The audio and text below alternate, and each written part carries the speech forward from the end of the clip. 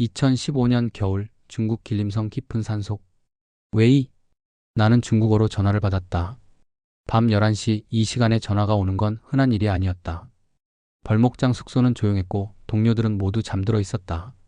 그런데 전화기 너머로 들려온 건 중국어가 아니었다. 강민혁. 싸늘한 북한말이었다. 순간 온몸에 소름이 돋았다. 심장이 빠르게 뛰기 시작했다. 누구십니까? 내가 남조선으로 가려는 거 다 알고 있어. 숨이 막혔다. 어떻게 알았지? 나는 아직 아무에게도 확실하게 말하지 않았는데. 만약에 가기만 해봐. 끝까지 쫓아가서 잡을 거니까. 두고 봐라. 딸깍. 전화가 끊겼다. 나는 한동안 휴대폰을 쥔 채 그대로 굳어 있었다. 손이 떨렸다. 등에서 식은땀이 흘렀다. 보위부다. 국가보위부가 나를 감시하고 있어. 북한 국가보위부. 해외에 있는 북한 주민들까지 철저히 감시하는 조직. 탈북을 시도하는 사람들을 색출해서 본국으로 송환시키는 게 그들의 임무다. 창문 밖을 내다봤다. 캄캄한 산속, 눈 덮인 나무들, 그리고 저 멀리 희미하게 보이는 불빛들. 평화로워 보였지만 나는 알고 있었다. 저 어둠 속 어디선가 누군가가 나를 지켜보고 있다는 것을. 이제 돌아갈 수 없어. 북한으로 돌아가면 나는 죽는다. 보위부에 찍힌 사람의 운명은 뻔했다. 정치범 수용소 아니면 공개 처형. 가족들까지 연좌제로 처벌받는다. 나는 침대에 앉아 머리를 감싸 쥐었다. 40년을 북한에서 살았다. 김정은을 지키는 호위사령부에서 복무했다. 항일혁명 열사 후손이라는 자부심을 갖고 살았다. 하지만 이제는 아니었다. 가자. 한국으로 가자. 그리고 문득 함께 일하는 동료들의 얼굴이 떠올랐다.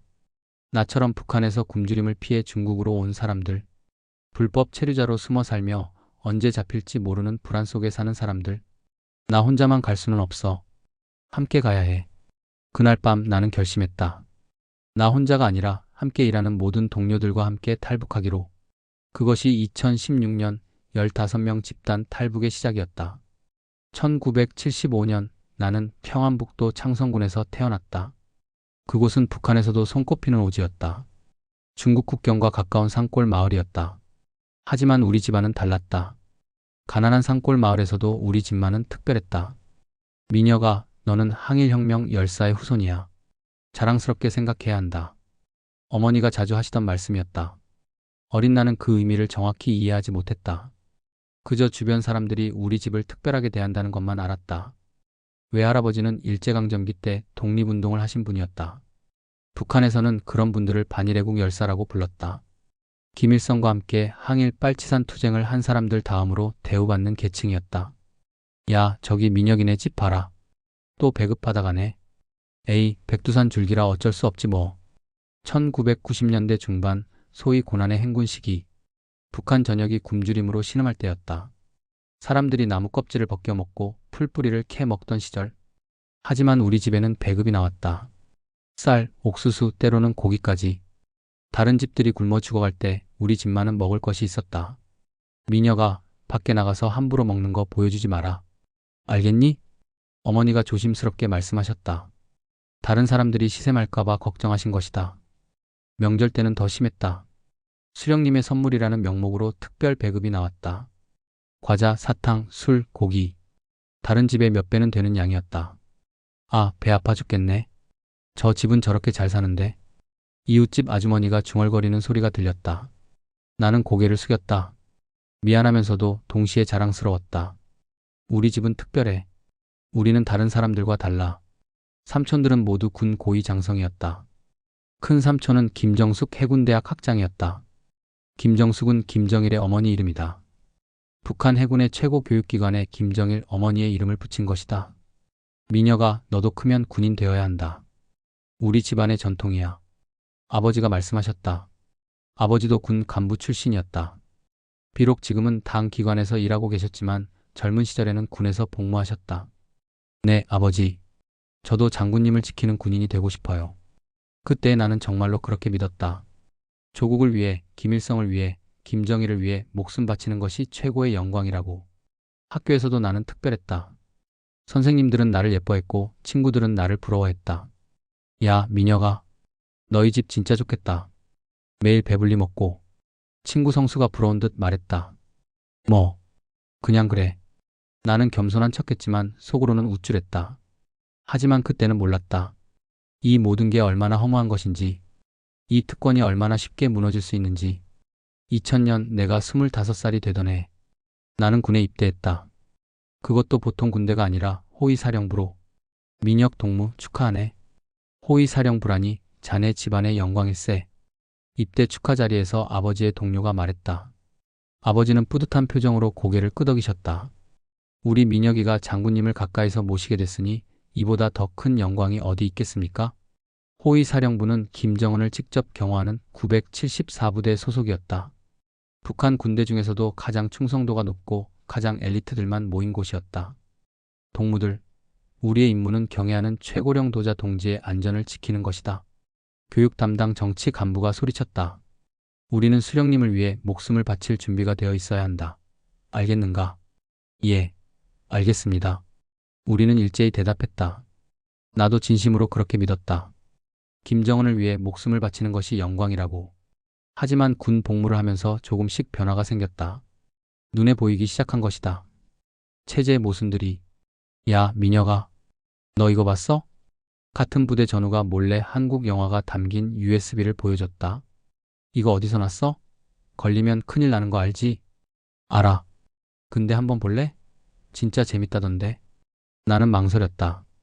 호위사령부에서 나만 영화를 본다? 이건 엄청난 범죄였다. 정치범 수용소감이었다. 하지만 호기심을 이길 수 없었다. 조심해서 보자. 그날 밤 우리는 몰래 숙소에서 한국 영화를 봤다. 음량을 최소로 낮추고 문을 잠그고 혹시라도 누가 올까봐 한 명은 망을 봤다. 화면에 펼쳐진 세상은 충격이었다. 자유롭게 사랑하고 자유롭게 말하고 자유롭게 꿈을 꾸는 사람들. 높은 빌딩, 멋진 차들, 풍요로운 음식들. 이게 정말 남조선이야? 그러게. 선전에서는 지옥 같다고 했는데 우리는 혼란스러웠다. 평생 배운 것과 눈으로 본 것이 너무나 달랐다. 그날 이후 내 안에서 무언가가 흔들리기 시작했다. 2005년 제대하고 집으로 돌아왔다. 5년간의 군 복무를 마치고 돌아온 고향은 많이 변해 있었다. 아니, 정확히는 더 나빠져 있었다. 미녀가 왔구나. 어머니가 반겼지만 얼굴이 많이 수척해 보였다. 아버지도 예전 같지 않았다. 활기가 사라지고 어딘가 지쳐 보였다. 집안이 어떻게 된 거예요? 아니다. 아무것도 아니야. 하지만 아무것도 아닌 게 아니었다. 집안을 둘러보니 예전에 있던 물건들이 많이 사라져 있었다. 텔레비전도, 녹화기도, 심지어 어머니가 아끼던 장롱도 없었다. 어머니, 장롱은 어디 갔어요? 팔았다. 왜요? 어머니는 대답하지 않으셨다. 하지만 나는 알 수 있었다. 먹고 살기 위해서였다. 배급이 끊겼어. 아버지가 조용히 말씀하셨다. 뭐라고요? 우리 집이 항일혁명 열사 가족인데 배급이 끊겼다고요? 국가 경제가 무너졌다. 아무리 좋은 출신 성분이라도 소용없어. 배급 시스템 자체가 마비됐어. 충격이었다. 평생 누렸던 특권이 하루아침에 사라진 것이다. 그럼 어떻게 살아요? 장사를 해야지. 다들 그렇게 사니까. 하지만 당에서는 간부 가족이 장사하는 걸 금지했잖아요. 알아. 하지만 굶어 죽을 수는 없잖니. 어머니는 몰래 장마당에 나가 작은 장사를 시작했다. 중국에서 넘어온 물건들을 사다가 파는 것이었다. 하지만 수입은 미미했다. 오늘도 별로 못 팔았네. 어머니가 한숨을 쉬며 돌아왔다. 손에는 팔다 남은 물건들이 그득했다. 그러던 어느 날 밤이었다. 도둑이다. 큰 소리에 잠에서 깼다. 아버지가 뛰어나가셨다. 나도 따라 나갔다. 집안은 난장판이었다. 텔레비전이 있던 자리는 텅 비어 있었고 찬장 문은 활짝 열려 있었다. 그릇, 숟가락, 심지어 양념통까지 모조리 사라졌다. 이런 KXX들이. 아버지가 분노로 얼굴을 붉히며 소리쳤다. 평생 욕을 하지 않던 분이 욕을 하시는 걸 처음 봤다. 안전부에 신고해야죠. 신고해봤자 소용없어. 요즘 안전부도 제 기능을 못해. 과연 그랬다. 신고를 했지만 아무도 오지 않았다. 범인을 찾아주지도 않았다. 한 달 후 또 도둑이 들었다. 이번에는 이불과 옷가지까지 가져갔다. 이제 뭘 더 가져가겠어. 가져갈 것도 없는데. 어머니가 주저앉아 우셨다. 평생 항일혁명 열사 가족이라는 자부심을 갖고 살아온 분이 이렇게 무너지는 걸 보는 건 고통스러웠다. 그리고 석 달 후 세 번째 도둑이 들었다. 이번에는 마지막 남은 귀중품까지 모두 가져갔다. 할아버지 유품이던 시계, 어머니의 반지, 심지어 가족 사진까지. 미녀가 이게 나라냐? 아버지가 처음으로 그런 말씀을 하셨다. 평생을 당에 충성하며 살아온 분의 입에서 나온 말이라고는 믿기지 않았다. 조국에 충성하면 잘 살 수 있다고, 장군님을 믿으면 행복하다고 배웠는데 이게 뭐냐? 아버지의 목소리는 떨렸다. 분노인지 슬픔인지 절망인지 알 수 없는 감정이 묻어 있었다. 항일혁명 열사 가족이 뭐가 대수냐? 백두산 줄기가 뭐가 대수냐? 굶어 죽고 도둑 맞고 이게 무슨 특권이냐? 그날 밤 나는 아버지가 술을 드시는 걸 봤다. 평소에는 술을 거의 안 드시는 분이었는데 그날은 혼자 술병을 들고 마당에 앉아 계셨다. 아버지, 미녀가, 네, 이 나라는 이제 끝났다. 너는 내 살 길을 찾아라. 이 지옥 같은 곳에서 벗어나라. 나는 아무 말도 할 수 없었다. 평생 충성했던 사람의 입에서 나온 말이라고는 믿기지 않았다. 그날 이후 아버지는 점점 말수가 줄어들었다. 활기를 잃고 그저 하루하루를 버티며 살아가는 것 같았다. 나도 막막했다. 제대했지만 일자리는 없었다. 호위사령부 출신이라는 경력도 먹고 사는 데는 아무 도움이 안 됐다. 미녀가 먹을 게 없다. 나가서 뭐라도 구해와라. 어머니의 말씀에 나는 거리로 나갔다. 하지만 구할 게 없었다. 장마당에 가도 물건은 비싸고 돈은 없었다. 야, 미녀가. 친구 성수가 다가왔다. 오랜만이다. 그래. 제대했구나. 응. 근데 너 요즘 어떻게 지내? 나? 그냥 하루하루 버티지 뭐. 성수도 나와 비슷한 처지였다. 일자리도 없고 먹을 것도 없고 그저 하루하루를 버티며 사는 것이다. 미녀가 중국 가자. 뭐? 중국. 거기 가면 돈 벌 수 있어. 불법 아니야? 뭐 그렇긴 하지. 근데 다들 그렇게 해서 돈 벌어오잖아. 돌아올 때 뇌물만 잘 주면 돼. 나는 고민했다. 호위사령부 출신이 불법 월경을 한다? 잡히면 정치범 수용소감이었다. 하지만 대안이 없었다. 얼마나 벌 수 있는데?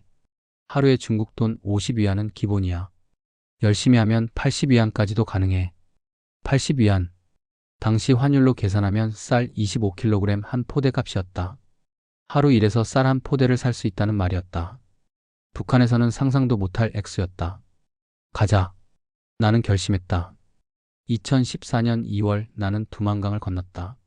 밤 11시 칠흑 같은 어둠 속에서 성수와 나 그리고 5명의 동료들이 함께 움직였다. 조용히 해. 초소 군인들한테 들리면 안 돼. 브로커가 앞장섰다. 그는 이 길을 수없이 오간 사람이었다. 어둠 속에서도 길을 훤히 꿰뚫고 있었다. 저기 강이 보인다. 조심해서 건너. 두만강이었다. 겨울이라 얼음이 얼어 있었지만 완전히 얼지는 않았다. 중간중간 물이 흐르는 곳도 있었다. 한 명씩 천천히. 뛰지 마.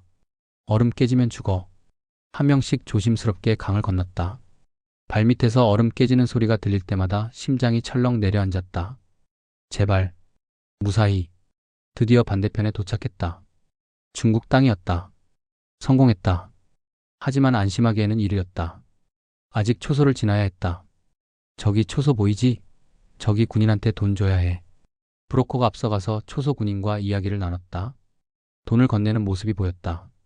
군인은 고개를 끄덕이고 우리를 보지 않는 척했다. 빨리 지나가. 우리는 서둘러 초소를 지나쳤다. 심장이 터질 것 같았다. 혹시라도 잡히면 어쩌나 하는 공포가 엄습했다. 하지만 무사히 통과했다. 이제 안전해. 트럭 타. 준비된 트럭에 올라탔다. 트럭은 깊은 산속으로 들어갔다. 몇 시간을 달렸을까? 드디어 목적지에 도착했다. 길림성 깊은 산속 한 벌목장이었다. 여기서 일하게 될 거야. 숙소는 저기고 내일부터 일 시작하면 돼. 숙소는 작았다. 한 방에 10명이 함께 자야 했다. 하지만 따뜻했다. 난방도 됐고 이불도 있었다. 와, 여기 난방 돼. 북한에서는 난방이 거의 안 됐다. 겨울에는 얼어 죽을 것 같았다. 하지만 여기는 달랐다. 다음 날부터 일을 시작했다. 산에 올라가 나무를 베고 다듬고 운반하는 일이었다. 힘들었다. 하루 종일 일하면 온몸이 쑤셨다. 하지만 돈을 받았다. 정말로 돈을 받았다. 오늘 일당 50위안이야. 손에 쥐어진 돈을 보며 눈물이 날 뻔했다. 북한에서는 일해도 돈을 받지 못했다. 배급도 나오지 않았다. 하지만 여기는 달랐다. 이걸로 쌀을 살 수 있어. 장에 가서 쌀을 샀다. 25kg 한 포대. 북한에서는 몇 달치 배급에 해당하는 양이었다. 성수야, 우리 밥 먹자. 그래. 숙소에서 밥을 지어 먹었다. 하얀 쌀밥. 북한에서는 몇 년째 먹어보지 못한 것이었다. 맛있다. 성수가 눈물을 흘리며 먹었다. 나도 울컥했다. 여기가 천국인가? 중국은 충격의 연속이었다. 거리에는 차가 넘쳐났고 상점에는 물건이 가득했다. 사람들은 배불리 먹고 자유롭게 웃었다. 여기가 같은 시대를 사는 나라 맞아? 성수가 놀라며 말했다. 그러니까 우리가 얼마나 거짓말 속에서 살았는지 알겠지? 북한에서는 중국이 가난하다고 배웠다. 자본주의 사회는 빈부격차가 심하고 서민들은 고통받는다고 배웠다. 하지만 거짓말이었다. 중국은 북한보다 훨씬 잘 살았다. 가장 가난한 중국 농민도 북한 주민보다 나았다. 그럼 한국은? 문득 한국이 궁금해졌다. 중국보다 훨씬 잘 산다는 한국. 정말 북한에서 말하는 것처럼 미제의 식민지 지옥일까? 야, 민혁아. 이거 봐. 함께 일하는 동료가 몰래 한국 드라마가 담긴 USB를 건넸다. 한국 드라마? 이거 걸리면 큰일 나는 거 알지? 뭐 어때? 여기는 중국이잖아. 북한 보위부가 여기까지 오겠어? 나는 조심스럽게 드라마를 보기 시작했다. 처음에는 죄책감이 들었다. 남조선 괴뢰의 문화를 접한다는 것 자체가 배신처럼 느껴졌다. 하지만 드라마 속 세상은 너무나 매력적이었다. 깨끗한 거리, 멋진 건물, 자유롭게 사랑하고 웃는 사람들. 아무도 굶주리지 않고 아무도 억압받지 않는 세상. 이게 정말 괴뢰들이 사는 지옥 같은 곳이 맞나? 의문이 들었다. 평생 배운 것과 눈으로 본 것이 너무나 달랐다. 밤마다 드라마를 봤다. 음량을 최소로 낮추고 이어폰을 끼고 몰래 봤다. 그리고 점점 빠져들었다. 저 세상에서 살고 싶다. 그런 생각이 들기 시작했다. 자유롭게 말하고 자유롭게 살고 자유롭게 꿈을 꾸는 세상. 하지만 동시에 두려웠다. 탈북? 나를? 호위사령부 출신이? 말도 안 되는 일이었다. 나는 김정은을 지키던 사람이었다. 조국에 대한 충성을 맹세했던 사람이었다. 아니야. 나는 그냥 돈을 벌러 온 거야. 배신한 게 아니야. 스스로를 다독였다. 하지만 마음속 깊은 곳에서는 알고 있었다. 나는 이미 변하고 있었다. 2014년 3월 8일 중국에서 일한 지 한 달이 지났을 때였다. 야, 너희들 들었어? 북한에서 선거한대. 동료 하나가 말했다. 선거? 최고인민회의 선거? 응. 3월 9일이 선거일이래. 제외 국민도 다 돌아와서 투표하래. 순간 머리가 복잡해졌다. 선거. 가야 하나? 북한에서 선거는 형식적인 것이었다. 어차피 후보는 한 명이고 모두 찬성 투표를 해야 했다. 반대표를 던지면 바로 정치범 수용소로 끌려간다. 하지만 참여하지 않는 것도 문제였다. 선거에 불참하면 비법 월경자, 즉 불법 국경 넘기자로 등록된다. 그러면 가족들이 연좌제로 처벌받는다. 가야겠어. 뭐? 진짜? 응. 안 가면 의심받아. 나는 그냥 돈 벌러 온 거니까 당당히 돌아가서 투표하고 다시 오면 돼. 사실 그것도 이유였지만 솔직히 말하면 나는 아직도 조국에 대한 애착이 있었다. 아무리 실망했어도 40년을 살아온 곳이었다. 좋아, 그럼 다 같이 가자. 나는 함께 일하던 동료 10명을 설득했다. 브로커를 불러 비용을 지불하고 밤에 몰래 두만강을 건넜다. 이번에는 들어가는 거였다. 나갈 때보다 더 조심해야 했다. 북한 초소 군인들이 더 까다로웠다. 일단 브로커가 먼저 가서 돈 주고 협상할 거야. 그 다음에 우리가 한 명씩 넘어가는 거지. 오후 3시에 출발했다. 초소마다 멈춰서 뇌물을 주고 조심조심 이동했다. 1인당 100위안씩, 10명이니까 1000위안. 브로커가 초소 군인에게 돈을 건넸다. 군인은 돈을 세어보고 고개를 끄덕였다. 빨리 지나가. 우리는 서둘러 초소를 통과했다. 그렇게 몇 개의 초소를 지나 드디어 북한 깊숙이 들어왔다. 다음날 새벽 5시 집에 도착했다. 미녀가, 어머니가 놀라며 달려왔다.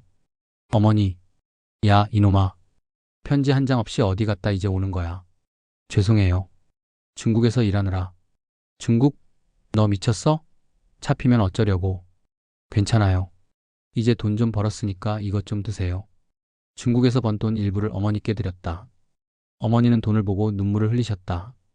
얘야, 고생했구나. 아버지도 반겼다. 하지만 여전히 지쳐 보였다. 미녀가 선거 투표하러 왔지? 네. 내일 투표장 갈 거예요. 다음 날 투표장에 갔다. 선전원들이 열변을 토하고 있었다. 동무들, 우리 경애하는 최고령 도자 김정은 동지를 위해 충성의 한 표를 던집시다. 우리 당과 수령님을 받들어 사회주의 강국을 건설합시다. 주민들이 줄을 서서 투표했다. 모두 찬성 투표였다. 반대표를 던질 수 있는 분위기가 아니었다. 내 차례가 왔다. 투표용지를 받았다. 후보는 한 명.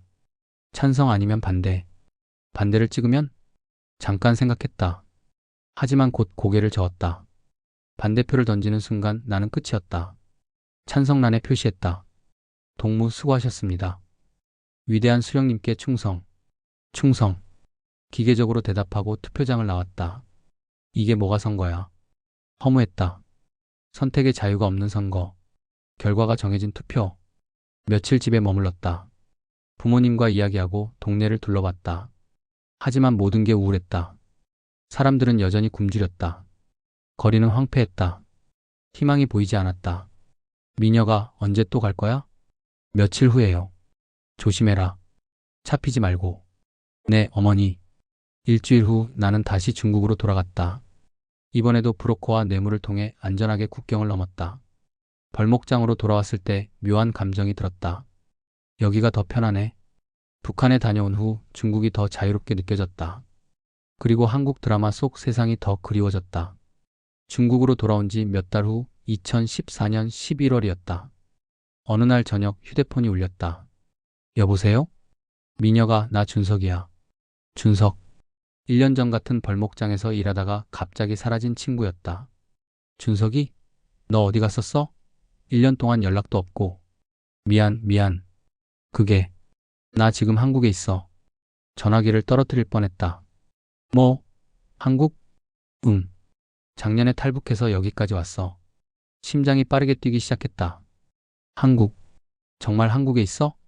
그래. 미녀가 너도 올 생각 없어? 나를? 그래. 내가 탈북 루트 알아봐 줄 수 있어. 브로커도 소개해 줄게. 생각해봐. 머릿속이 복잡해졌다. 준석아, 나 좀 생각해 볼게. 알았어. 연락 기다리게. 근데 미녀가 휴대폰 조심해. 보이부가 감시하니까. 알았어. 전화를 끊었다. 한동안 멍하니 앉아 있었다. 한국. 준석이가 한국에 있다고? 믿기지 않았다. 하지만 동시에 희망이 생겼다. 나도 갈 수 있을까? 정말 갈 수 있을까?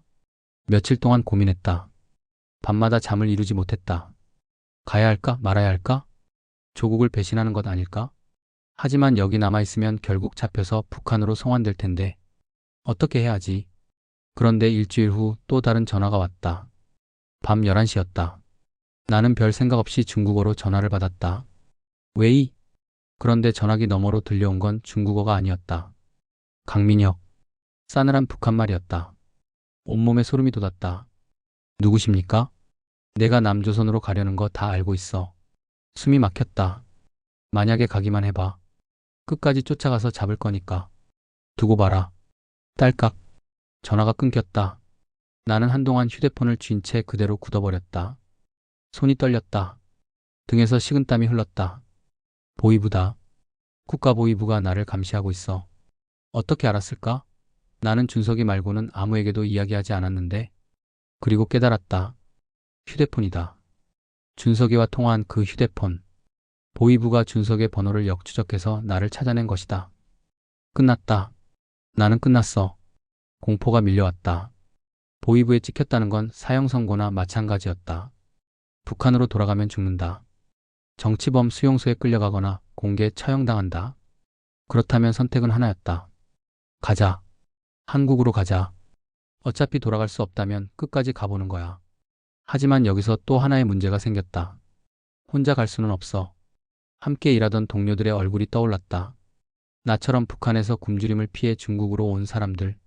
불법 체류자로 숨어 살며 언제 잡힐지 모르는 불안 속에 사는 사람들. 내가 혼자만 잘 살 수는 없어. 호위사령부 출신이라는 자부심 때문이었을까? 아니면 그냥 인간적인 동정심이었을까? 함께 가자. 모두 함께. 하지만 쉬운 결정이 아니었다. 탈북은 목숨을 건 일이다.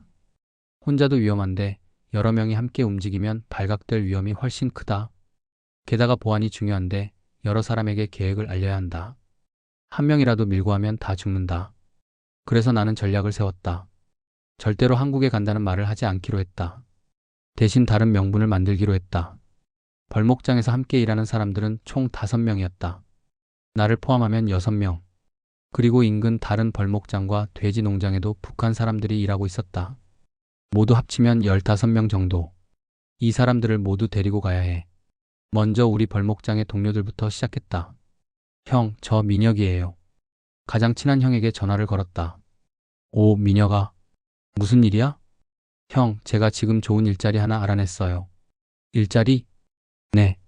내륙 쪽 깊숙한 곳인데 거기 가면 돈도 많이 주고. 숨을 한번 크게 들이쉬고 말했다. 무엇보다 아프면 병원 치료도 받을 수 있대요. 전화 저편이 조용해졌다. 병원? 네. 정식으로 등록된 일자리라서 아파도 병원 갈 수 있대요. 이것은 거짓말이었다. 하지만 그들을 살리기 위한 거짓말이었다. 중국에서 불법 체류 중인 북한 노동자들에게 가장 큰 공포는 질병이었다. 아파도 병원에 갈 수 없었다. 신분이 드러나면 바로 북한으로 강제 송환되기 때문이다. 형, 저 직접 봤어요. 손가락 잘린 사람, 다리 부러진 사람. 병원만 갔으면 살 수 있었는데 병원에 못 가서 평생 장애 안고 사는 사람들. 형도 기억하시죠? 작년에 충수염으로 죽은 성철이 형. 그래. 기억해. 성철이 형은 배가 아프다고 며칠 동안 앓다가 결국 죽었다. 충수염이었다. 병원만 갔으면 간단한 수술로 살 수 있었는데 그런 일 없으려면 병원 갈 수 있는 곳으로 가야 해요. 그래서 너는 갈 거야? 네. 저는 갈 거예요. 잠시 침묵이 흘렀다. 나도 간다. 정말요? 응. 솔직히 여기 있어봤자 언제 잡힐지 모르잖아. 차라리 안전한 곳으로 가는 게 낫지.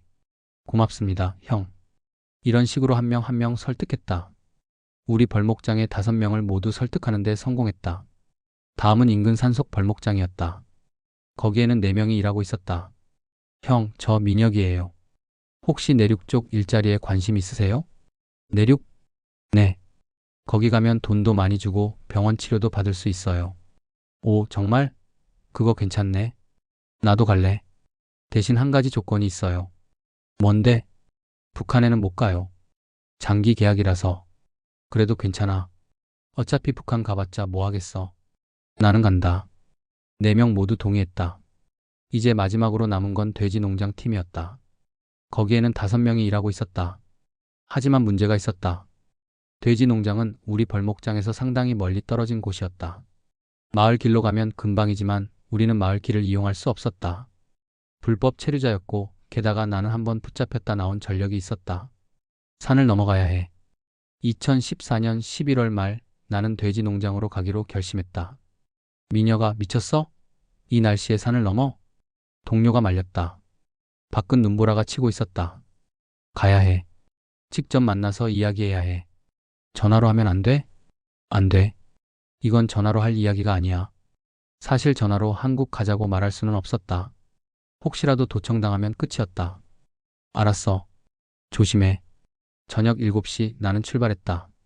두꺼운 옷을 여러 겹 껴입고 배낭에 물과 간식을 챙겼다. 3시간이면 도착하겠지. 하지만 그건 오산이었다. 산길은 눈에 덮여 있었다. 길이 어디인지 분간이 안 됐다. 눈은 허벅지까지 쌓였고 한 발 내디딜 때마다 무릎까지 푹푹 빠졌다. 숨이 가빠졌다. 추웠다. 정말 추웠다. 손발이 얼어붙기 시작했다. 1시간, 2시간, 3시간. 이상하다. 분명 이쯤이면 도착했어야 하는데. 하지만 주변은 온통 나무와 눈뿐이었다. 돼지 농장은 보이지 않았다.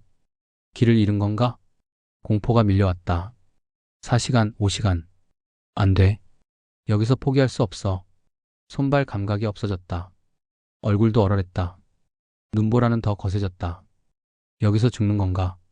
문득 어릴 때 들었던 이야기가 떠올랐다. 미녀가 이 지역이 얼마나 추운지 아니? 6.25 전쟁 때 미군들이 수백 명이 얼어 죽었어. 장진호 전투 기억하지? 할아버지가 하신 말씀이었다. 그래. 여기가 그 장진호 근처야. 1950년 겨울 세계 최강의 미 해병대가 중공군의 인해 전술과 혹한에 시달리며 큰 피해를 입었던 곳. 수백 명이 얼어 죽었던 곳. 나도 여기서 얼어 죽는 건가? 6시간째 나는 쓰러질 것 같았다. 더 이상 걸을 수 없을 것 같았다. 하지만 포기할 수 없었다. 아니야. 포기하면 안 돼. 동료들이 기다리고 있어. 이를 악물고 걸었다. 7시간째 드디어 저 멀리 희미한 불빛이 보였다. 저기다. 마지막 힘을 짜내 그쪽으로 달려갔다. 다리는 후들거렸고 숨은 턱까지 차올랐다. 형님. 돼지 농장 숙소 문을 두드렸다. 누구야? 문이 열렸다. 형이 놀란 표정으로 나를 봤다. 미녀가? 야, 너 괜찮아? 왜 이래? 형. 할 말이 있어서 그대로 쓰러질 뻔했다. 형이 나를 부축해서 안으로 데려갔다. 야, 이 미친놈아. 이 날씨에 산을 넘어? 죽을 뻔했잖아. 미안해요. 하지만 꼭 와야 했어요. 형은 나를 난로 옆에 앉히고 따뜻한 물을 줬다. 손발을 녹이고 한참을 쉬고 나서야 정신이 들었다. 그래서 무슨 할 말인데? 나는 천천히 입을 열었다. 형, 저 한국 갈 거예요. 뭐? 한국으로 탈북할 겁니다. 형도 같이 가시겠어요? 형은 한동안 말없이 나를 바라봤다. 7시간 동안 눈보라 속에서 산을 넘어와서 하고 싶던 말이 그거야? 네. 미쳤구나, 정말. 형이 웃었다. 그리고 고개를 끄덕였다. 가자. 나도 간다. 정말요? 응. 너처럼 미친놈이 7시간 동안 죽을 고생을 하면서까지 와서 권한다면 뭔가 있는 거겠지. 나도 간다. 감사합니다, 형. 그날 밤 우리는 나머지 4명도 설득했다. 모두 동의했다. 미녀가 너 진짜 대단하다. 우리를 위해 이렇게까지 하다니. 아니에요. 우리 함께 가요. 함께 살아요. 다음날 아침 나는 다시 산을 넘어 우리 벌목장으로 돌아왔다. 이번에는 날씨가 좀 나아서 4시간 만에 도착했다. 미녀가 무사히 왔어? 응. 다 설득했어. 진짜? 응. 총 15명. 모두 함께 간다. 동료들이 환호했다. 와, 정말? 그래. 우리 모두 함께 자유를 찾으러 가는 거야. 2015년 1월 본격적인 준비가 시작됐다. 준석이가 소개해준 브로커와 연락했다. 15명이요? 와, 엄청 많네요. 가능해요? 가능하긴 한데 한꺼번에 움직이면 위험해요. 팀을 나눠서 순차적으로 이동해야 합니다. 알겠습니다. 우리는 4팀으로 나뉘었다. 1팀 돼지농장 팀 5명, 2팀 인근 벌목장 팀 4명, 3팀 우리 벌목장 팀 3명, 4팀 나를 포함한 나머지 3명. 1팀이 먼저 출발합니다. 일주일 후에 2팀, 그 다음 주에 3팀, 마지막으로 4팀이 따라갑니다. 목적지는 중국 심양입니다. 거기서 모두 모이고 그 다음부터는 함께 이동할 겁니다. 알겠습니다. 2015년 1월 5일 1팀이 먼저 출발했다. 형, 조심해서 가세요. 심양에서 봐요. 그래, 미녀가. 너도 조심해. 일주일 후 2팀이 떠났다. 형님들 무사히 도착하세요. 응. 그리고 또 일주일 후 3팀이 출발했다. 마침내 내 차례가 왔다. 2015년 1월 26일 나는 마지막 4팀과 함께 출발했다. 드디어 가는구나. 벌목장을 떠나면서 뒤를 돌아봤다. 1년 동안 일했던 곳. 처음으로 정당한 대가를 받으며 일했던 곳. 고마웠어, 여기서의 시간들. 하지만 이제는 떠날 시간이었다. 기차를 타고 남쪽으로 내려갔다. 창밖으로 보이는 중국의 풍경들. 넓은 들판, 큰 도시들, 수많은 사람들.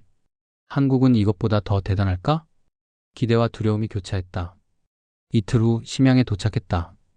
브로커가 마련한 숙소로 갔다. 문을 열었다. 형, 무사히 왔어요. 먼저 도착한 팀들이 기다리고 있었다. 미녀가 서로 부둥켜 안고 기뻐했다. 다들 무사하구나. 그래. 하지만 한 팀이 보이지 않았다. 1팀은? 아직 안 왔어. 한 달 전에 출발했는데. 왜? 모르겠어. 연락도 안 돼. 불안했다. 설마 잡힌 건 아니겠지. 하지만 걱정할 시간은 없었다. 다음 단계를 준비해야 했다. 그날 저녁 브로커가 모두를 모았다. 여러분, 지금부터 중요한 이야기를 하겠습니다. 14명 1팀 제외의 모두 모였다. 지금부터 한국까지 가는 길은 정말 위험합니다. 중국에서 베트남으로, 베트남에서 라오스로, 라오스에서 태국으로 최소 한 달은 걸립니다. 모두 숨을 죽이고 들었다. 도중에 잡힐 수도 있어요. 죽을 수도 있고요. 그러니까 마지막으로 묻겠습니다. 정말 가시겠습니까? 나는 일어서서 말했다. 저는 갑니다. 한 명 한 명 대답했다. 저도 갑니다.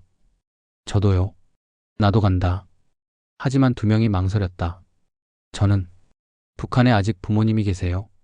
제가 탈북하면 부모님이 연좌제로. 저도요.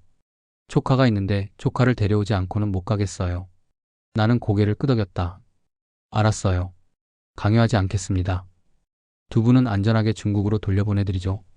하지만 며칠 후 그 중 한 명이 다시 마음을 바꿨다. 미녀가 나 역시 갈래.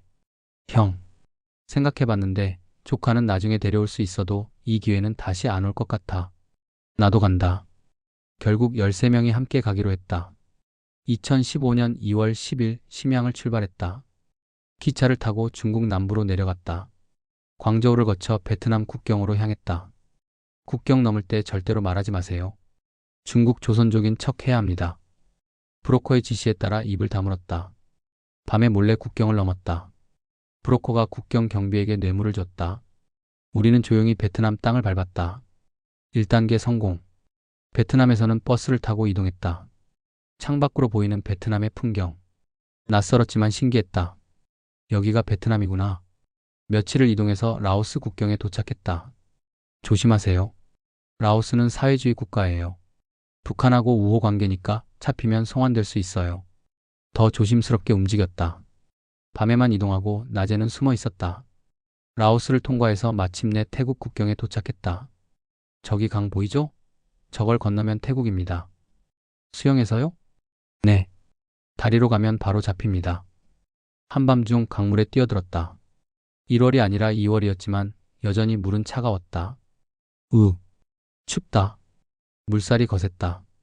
형, 도와줘. 수영을 못하는 동료가 물에 휩쓸렸다. 나와 다른 형들이 달려가서 그를 붙잡았다. 놓지 마. 놓치면 죽어. 간신히 그를 끌고 강을 건넜다. 모두 숨을 헐떡이며 태국 땅에 발을 디뎠다. 해냈다. 우리 해냈어. 태국 땅에 발을 디딘 순간 안도감이 밀려왔다. 이제 안전해. 태국은 민주주의 국가였다. 북한과 외교 관계는 있지만 탈북자들을 한국으로 보내주는 것으로 유명했다. 빨리 경찰에 자수해야 해요. 어떻게? 마을로 가서 폴리스라고 외치면 돼요. 새벽이었다. 저 멀리 마을에 불빛이 보였다. 저기로 가자. 마을로 가는 길에 오토바이를 탄 사람이 지나갔다. 폴리스? 폴리스? 손을 흔들며 외쳤다. 그 사람은 처음에는 놀란 표정으로 우리를 봤다. 폴리스? 폴리스? 계속 외치자 이해 안 듯 고개를 끄덕이고 어디론가 갔다. 30분 후 태국 국경 수비대가 도착했다. 노스코리어? 예스, 예스. 노스코리어. 수비대는 우리를 차에 태워 막사로 데려갔다. 막사에 수용된 우리에게 놀라운 일이 벌어졌다. 태국 군인이 큰 박스를 가져왔다. 코리어. 프롬 코리어. 상자를 열었다. 담요, 옷, 세면도구, 식료품 등이 들어있었다. 한국에서 보낸 거예요. 브로커가 설명했다. 한국 정부와 민간단체들이 태국에 있는 탈북자들을 위해 보내준 구호 물품입니다. 눈물이 났다. 아직 한국에도 안 갔는데 벌써 우리를 챙겨주네. 담요를 펼쳤다. 따뜻했다. 정말 따뜻했다. 고마워요. 정말 고마워요. 그날 밤 담요를 덮고 잠을 청했다. 북한에서도 중국에서도 이런 대우는 받아본 적이 없었다. 한국, 정말 좋은 곳인가 봐. 며칠 후 놀라운 일이 벌어졌다. 민혁 씨, 민혁 씨. 브로커가 급하게 달려왔다. 왜요? 다른 팀이 왔어요. 다른 팀? 밖으로 나가봤다. 거기에 3명이 서 있었다. 형님들, 1팀이었다. 심양에서 만나지 못했던 그 팀. 너희들, 어떻게 된 거야? 우리는 베트남에서 한국 대사관으로 바로 들어갔어. 그래서 다른 루트로 온 거야. 아, 그래서 서로 얼싸안고 울었다. 다 모였다. 15명 모두. 한 명도 빠짐없이 모두 무사히 태국에 도착한 것이다. 그날 밤 15명이 모두 모여 앉았다. 우리 정말 해냈어. 그래, 해냈어. 누군가 울기 시작했다. 그러자 모두 따라 울었다. 기쁨의 눈물이었다. 안도의 눈물이었다. 감사의 눈물이었다. 미녀가 너 덕분이야. 정말 고마워. 아니야. 우리 모두 함께 한 거야. 태국에서 40일을 보냈다. 그동안 한국 대사관과 연락하고 서류를 준비했다. 그리고 드디어 한국행 비행기 티켓을 받았다. 드디어 간다. 2016년 3월 20일 인천공항에 도착했다. 비행기에서 내려다본 한국은 믿을 수 없을 만큼 아름다웠다. 반짝이는 불빛들, 끝없이 펼쳐진 고층 빌딩들, 질서정연하게 달리는 자동차들. 와, 이게 한국이야. 인천공항은 그 자체로 충격이었다. 이게 공항이야? 너무 넓었다. 너무 깨끗했다. 너무 현대적이었다. 어서 오세요. 대한민국에 오신 것을 환영합니다. 공항 직원이 우리를 맞이했다. 친절한 미소를 지으며 감사합니다. 정말 감사합니다. 차량으로 국가정보원 시설로 이동했다. 창밖으로 보이는 서울의 풍경. 저기 아파트 봐. 10층, 20층. 와, 차들도 엄청 많아. 사람들 옷 좀 봐. 다 멋있게 입었어. 모든 게 신기했다. 모든 게 놀라웠다. 국정원에서 조사를 받았다. 어떻게 탈북하셨나요? 중국을 거쳐서 베트남, 라오스, 태국으로. 왜 탈북하셨나요? 자유를 원했습니다. 인간답게 살고 싶었습니다. 간첩은 아니시죠? 아닙니다. 저는 그저 자유를 찾아온 사람입니다. 며칠간 조사가 이어졌다. 하지만 힘들지 않았다. 오히려 기뻤다. 나는 이제 자유야. 진짜 자유를 찾았어. 조사가 끝난 어느 날 담당자가 말했다. 민혁 씨 수고하셨습니다. 이제 하나원으로 가시면 됩니다. 하나원이요? 네. 탈북자분들이 한국 사회에 적응하도록 돕는 교육시설입니다. 하나원에 입소했다. 여기서 3개월 동안 한국 문화, 법률, 경제, 취업 등에 대해 배우게 됩니다. 처음 본 것들이 너무 많았다. 스마트폰, 인터넷, 신용카드, 민주주의, 자유시장 경제, 인권. 이게 다 뭐야? 선생님이 설명했다. 여러분, 한국은 민주주의 국가입니다. 여러분은 자유롭게 말하고, 자유롭게 생각하고, 자유롭게 행동할 수 있습니다. 정말, 김정은 욕해도 잡혀가지 않아요? 물론입니다. 여기는 표현의 자유가 있습니다. 와, 감격스러웠다. 3개월간의 교육을 마치고 사회로 나왔다.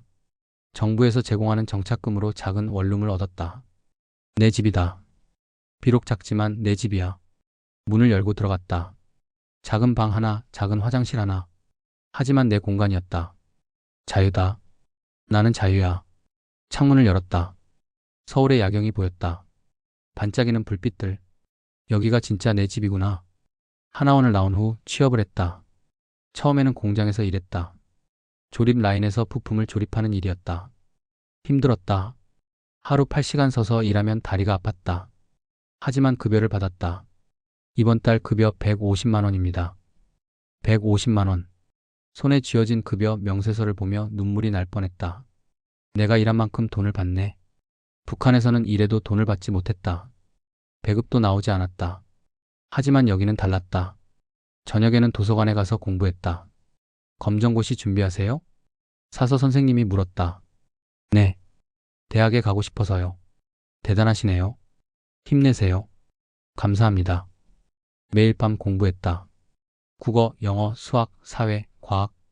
40년을 북한에서 살면서 배운 게 다 거짓말이었어. 특히 역사와 사회 과목이 충격이었다. 김일성이 거짓말쟁이였어? 6.25 전쟁을 북한이 시작했다고? 경제 발전은 자유시장 경제 덕분이라고? 모든 게 뒤집혔다. 평생 믿었던 것들이 모두 거짓이었다. 하지만 진실을 알게 돼서 기뻤다. 이제부터 진짜 공부를 해야지. 6개월 후 검정고시에 합격했다. 합격입니다. 정말요? 네. 축하드립니다. 기뻤다. 정말 기뻤다. 대학에 지원했다. 탈북자 특례 전형으로 입학할 수 있었다. 합격하셨습니다. 축하합니다. 감사합니다. 2017년 3월 대학생이 됐다. 전공은 정치외교학. 북한 문제를 연구하고 통일을 준비하고 싶었다. 안녕하세요. 저는 북한에서 온 민혁이라고 합니다.